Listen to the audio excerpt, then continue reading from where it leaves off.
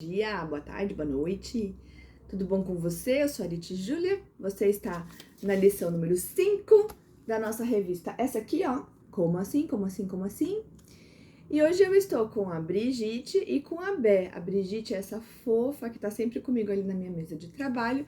E ela vai estar hoje aqui na nossa aula também. E essa aqui é a Bé, ó. Bé! Tá vendo? A Brigitte gosta muito da Bé, ela tá sempre segurando essa ovelhinha linda, porque elas são amigas, né? Amo elas. Muito bem, hoje a gente vai falar de um assunto que é... Tadã! O que me faz achar que sou livre quando, na verdade, eu sou escrava por dentro?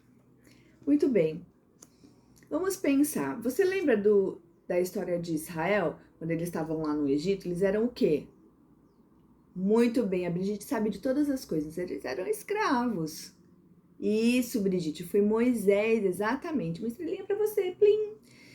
Foi Moisés que tirou o povo do Egito e aí eles passaram, atravessaram o Mar Vermelho. Isso mesmo, a vovó da Bé tava lá também, passando assim, pelo Egito, pelo meio do mar. Aí, eles chegaram lá no deserto, passaram 40 anos, que é aquilo que a gente tá vendo por esses dias, né? Lembra do tabernáculo que a gente já viu? Isso estava acontecendo quando eles estavam lá no deserto.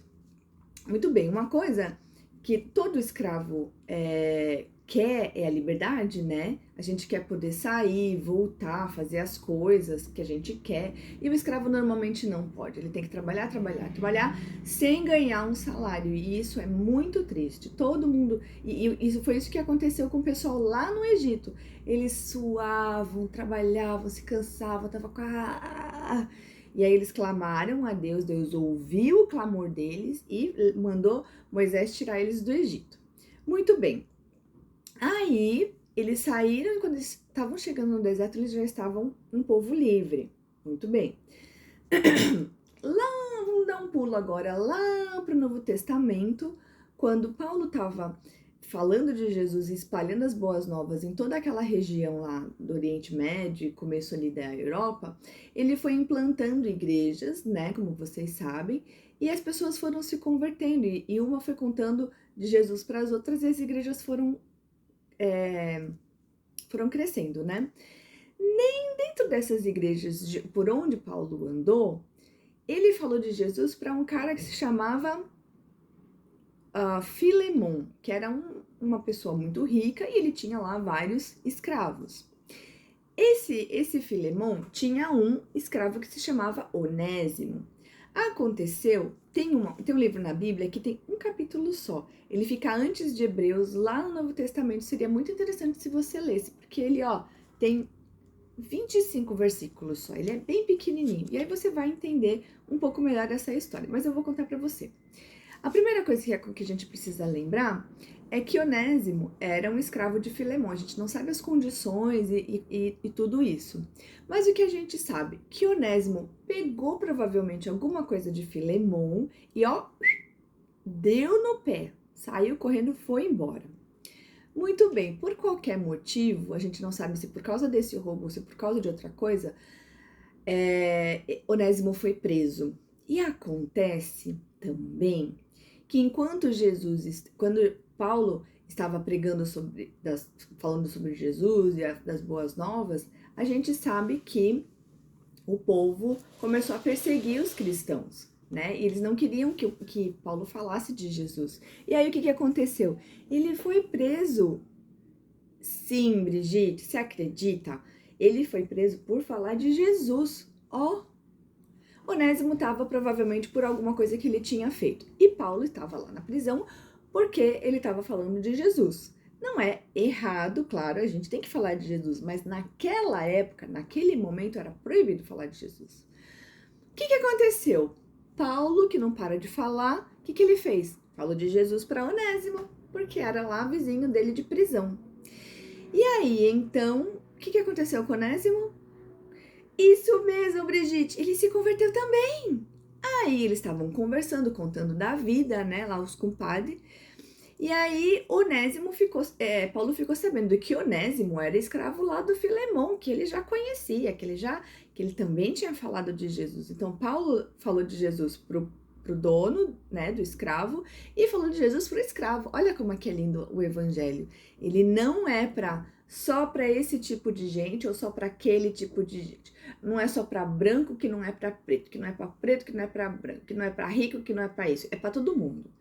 O evangelho, ele serve e ele salva rico, pobre, preto, branco, amarelo, de bolinha, de listrinha, do norte, do sul, do leste, do oeste, lá do Escabrobó do fim do mundo e para você aqui, junto comigo em Barueri.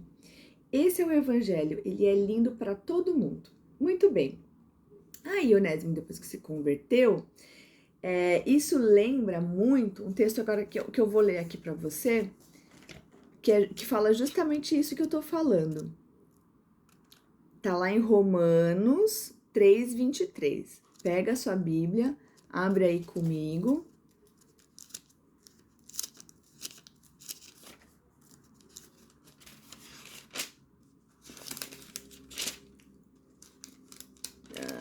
Cadê? Pois todos pecaram e não alcançam o padrão de glória de Deus, mas ele, por sua graça, nos declara justo por meio de Jesus Cristo, que nos resgatou dos nossos pecados. Então, quem são as pessoas que precisam de Jesus? Todas as pessoas de Jesus. E quem são as pessoas que Jesus pode salvar? Todas as pessoas, né?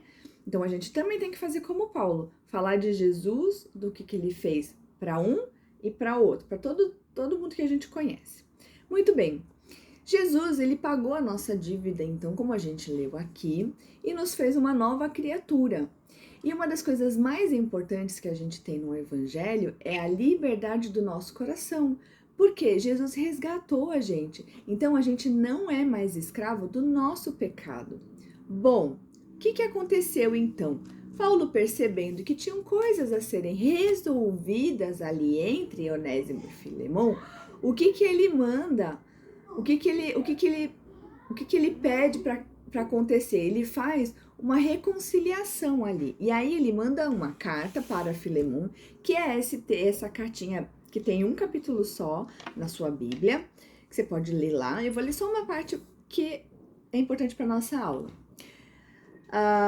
Suplico que demonstre bondade a meu filho Onésimo. Tornei-me pai dele na fé quando estava aqui na prisão.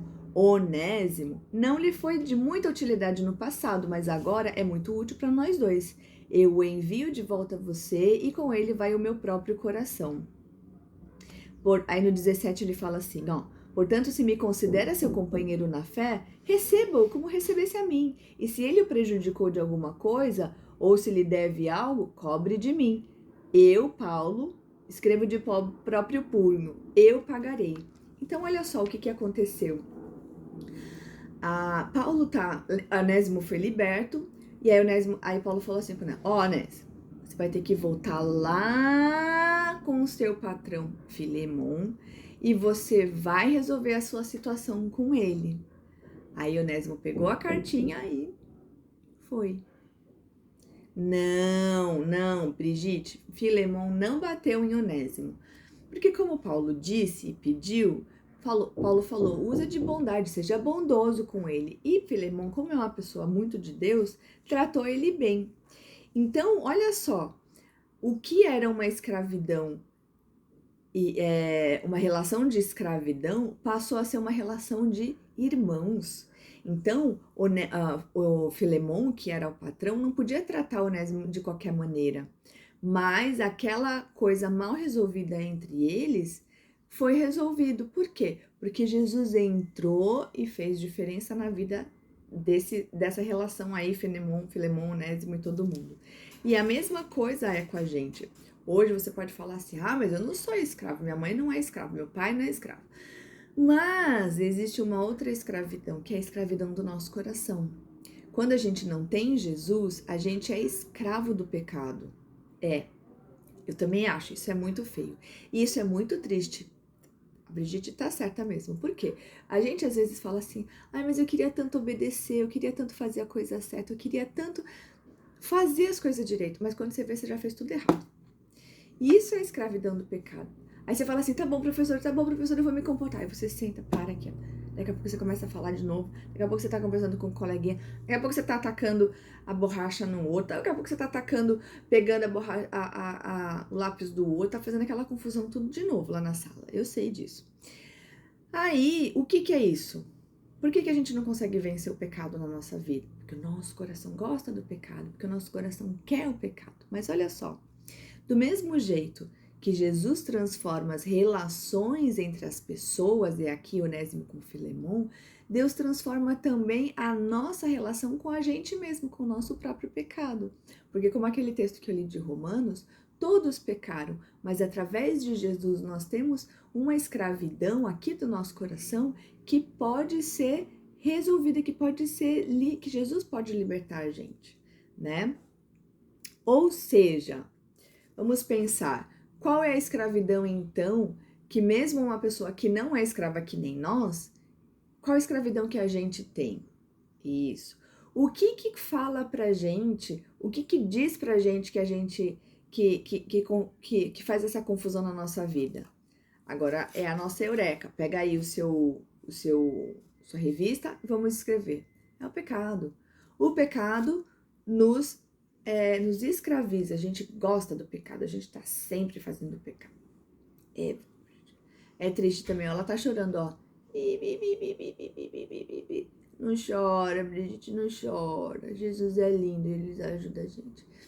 Mas a gente vai lá, então, o que a gente tem que fazer? A gente tem que ir lá pedir perdão para Jesus quando a gente entende que faz alguma coisa errada, porque é Ele que pode limpar o meu coração, né? Como é que é aquela mulher? O sabão, lava meu rostinho, lava meu pezinho, lava minha mão. Mas Jesus, pra me deixar limpinho, quer lavar meu coração. Quando não faz uma manchinha, eu sei muito bem quem pode me limpar.